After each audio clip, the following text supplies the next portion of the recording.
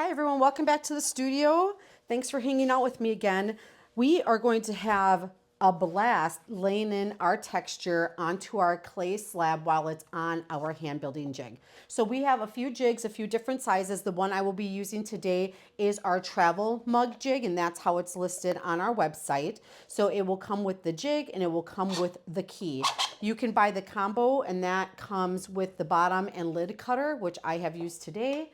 You'll see I have pre-cut out my bottom, and I have cut out another circle and then cut it in half for the top.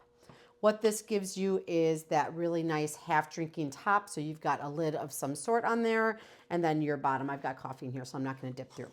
So this makes a travel coffee mug that holds about 14 ounces of coffee. If you need more coffee on the go, we have two extenders. We have a 2.5-inch extender that goes right on the top, and we have a 2-inch extender here. The 2-inch extender will give you about 22 ounces, so you can see the difference here.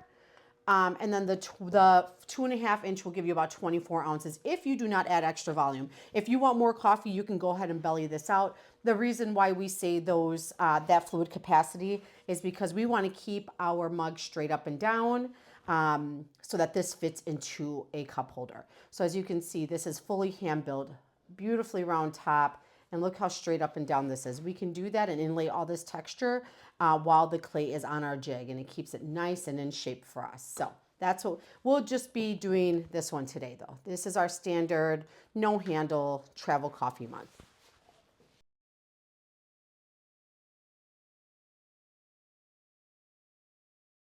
Now you can see that I am absolutely handling this clay in a crazy way.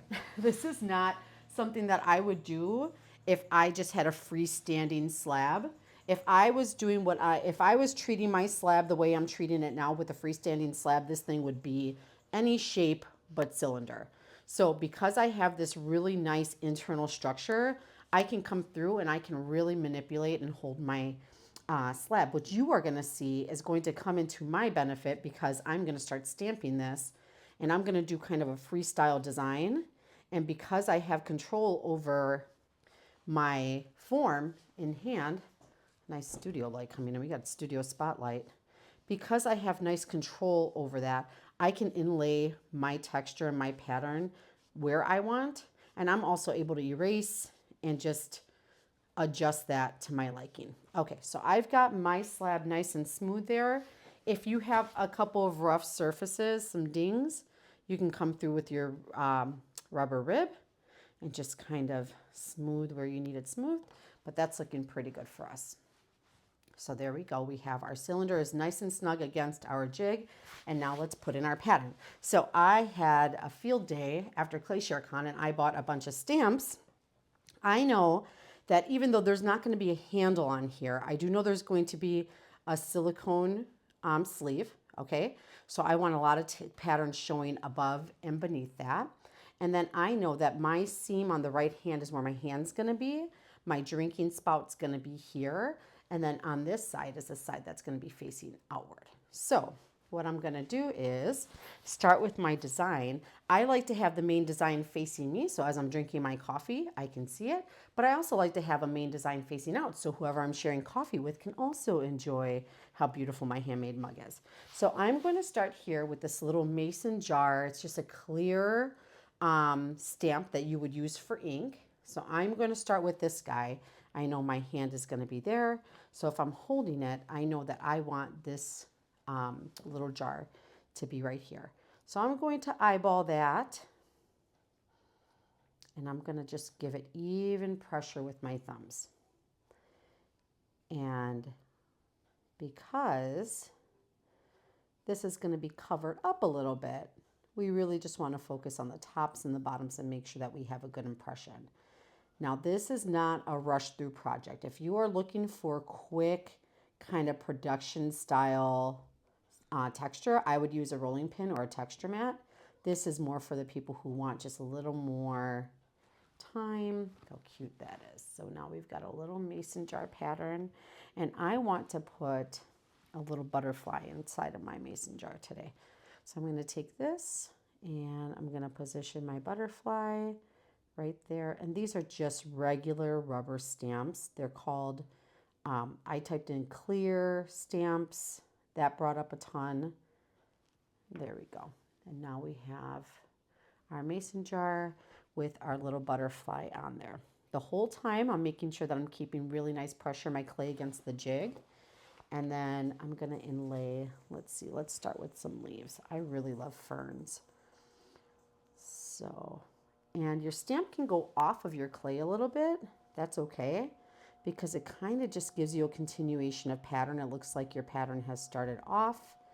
And then these rubber stamps are so nice because they'll take the shape of your form. And if you have an impression that isn't quite as deep as you want, you can come back in and doctor that up. How lovely is that? Got a little rogue light coming in from outside. I hope you can see that. Really beautiful. So I like this fern. I think I'm going to use this a lot on here. I found a whole stamp set that has leaves, just, it's a really nice botanical set. And I cut really close to the pattern so I'm not getting edges of the stamp. And when I do cut, or when I do get those sharp edges, I just come through with my sponge. There you go. Really pretty. So I'm just setting my little scene here. I have the butterflies on the mason jar, so I kind of want to follow that theme up a little bit. I'm going to bring this little family of butterflies. I think I'm going to really dress up the area around my seam, because I'll see that a lot. I'm right-handed, so that's where my hand will go. It's really sweet. And then I'm going to come on this side. So I hope you can see the benefit of having this internal structure with the jig, because I'm really able to get that clear impression. I don't know if you've ever tried to stamp on your mug when it's wet or leather hard. I often would just lose my round in my mug, and I was never able to get a really clean, clear impression because I had no stability from the inside. But this, because you're pushing against something, you have the stability from the inside. I'm able to come through and get really clean and clear, crisp impressions with these stamps. So I'm loving that. I like to come through and just kind of clear my canvas here. I can tell I want a little something here. So I'm going to do a little bit of a bigger print to cover a little more ground here. And I see I'm going to overlap my butterflies a little bit, and that's okay. I don't mind that. But if I didn't want to do that, I could make the choice to just adjust my stamp at that point. Always keeping in mind, we're going to add a foot onto this, so a lot of this texture towards the bottom will be non-existent, and I am loving that. So I have a sweet little botanical scene going on here. There we go. I love it. So I'm going to come through and just start working my way around. The whole time my form is staying in the round because I've got my jig there to support me, my support jig. And I like to always keep one hand on the stamp, and as I'm moving the other hand around, it keeps it nice and in place. Very pretty. I love these. I'm going to add some more ferns in now. Now remember, we have the opposite side here. So this is the side that will face out. And what I really want to do is address this bottom here. So as it's facing out, whoever's sitting across from me can enjoy some lovely ferns. Put some butterflies there. I'm going to sweep this guy at a little bit of a different angle. And you can create a sweet little scene here. I do want, so pretty. I do want my jar here on the other side also. So I'm going to come through, I'm going to clean my canvas a little bit. Nice and easy. And then I'm going to position this guy here. Having my right thumb kind of keeping my stamp in place. My left hand doing a little bit of work. Okay. Very good. Very pretty.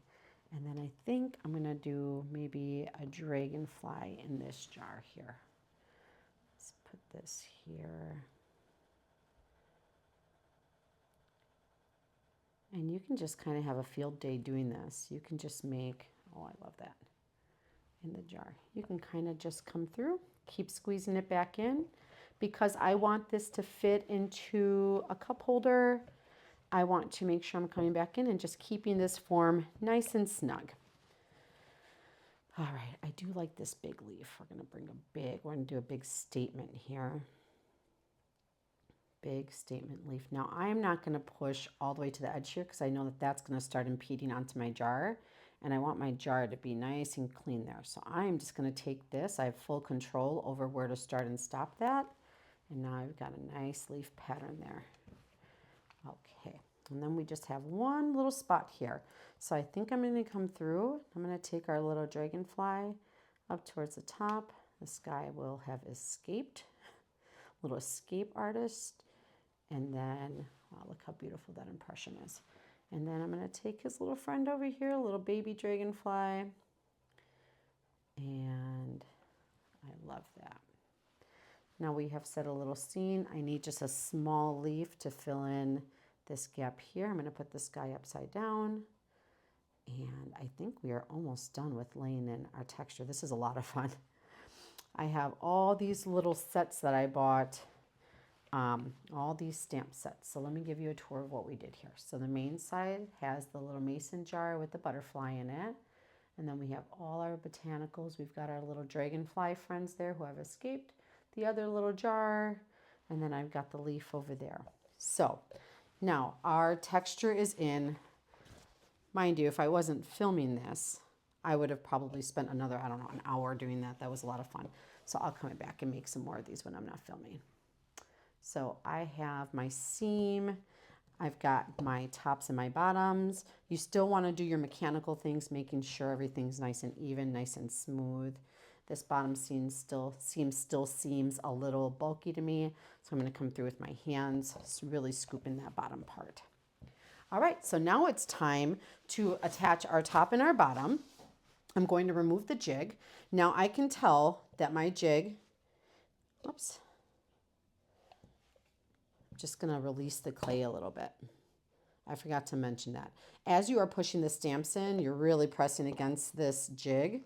You just want to come through and just make sure you're releasing the clay just a little bit. Not enough to flare your form out, just enough to give it a little bit of freedom there. Okay, so now it's time to remove our form. So we are going to take our key from this neutral position. We're going to slide it out. I'm going to just pick this up so you can see what I'm doing here. I'm going to click, click, click, no place like home. Come to the bottom, click, click, click, no place like home. Nice and easy. I'm going to snag one hole and grab the other. You see how I just kind of rock that in? And I am going to slide this in. It should go in with very little resistance. And then that has now shrunk our mold. Let me come over top so you can see. You see this big gap we've created? That's because we have shrunk our mold. Now I can feel that we're hung up on a little side over here. So we might have to do a little maneuvering to get this out. So I'm just gonna shake this guy back and forth. There we go.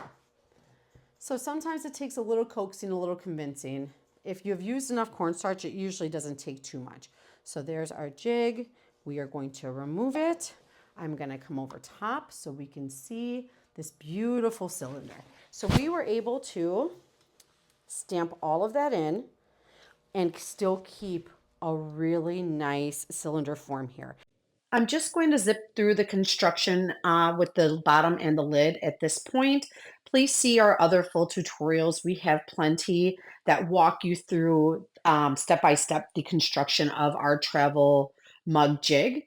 So for this stamping video, I'm just going to keep it short and sweet with the construction instructions. But that is it. That is our travel coffee mug using our jig. Remember, we do offer 2 extensions if you do want to make a larger size. And the neat part about this is that we were able to inlay all of this texture. Let's see if I can give you a good shot here. Okay, we were able to inlay all this texture while we were holding on to our mug. And we were able to decide exactly where we wanted it.